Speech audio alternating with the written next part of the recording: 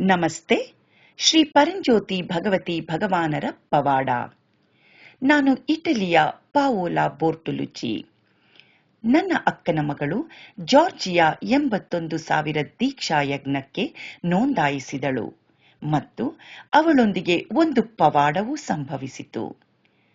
ಅವಳು ತನ್ನ ಗೆಳೆಯ ಮಟ್ಟಿಯಾ ಮತ್ತು ಅವಳ ಸಹೋದರಿ ಸಿಲ್ವಿಯಾಳೊಂದಿಗೆ ಪ್ರಯಾಣ ಮಾಡುತ್ತಿದ್ದ ವಿಮಾನವು ಬೆಟ್ಟಗಳಲ್ಲಿ ಅಪಘಾತಕ್ಕೆ ಒಳಗಾಯಿತು.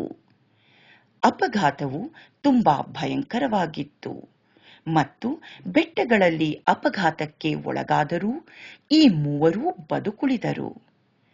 ಜಾರ್ಜಿಯಾ ಪ್ಯಾಟ್ರಿಜಿಯಾರ ತಾಯಿಯವರೂ ಕೂಡ 81,000 ದೀಕ್ಷಾ ಯಜ್ಞದಲ್ಲಿ ಭಾಗವಹಿಸುತ್ತಿದ್ದರು. ಅವರು ವಿಮಾನ ಅಪಘಾತವಾದ ಒಂದು ದಿನ ಮುಂಚೆ ಸುದರ್ಶನ ಹೋಮಕ್ಕೆ ನೋಂದಾಯಿಸಿದ್ದರು.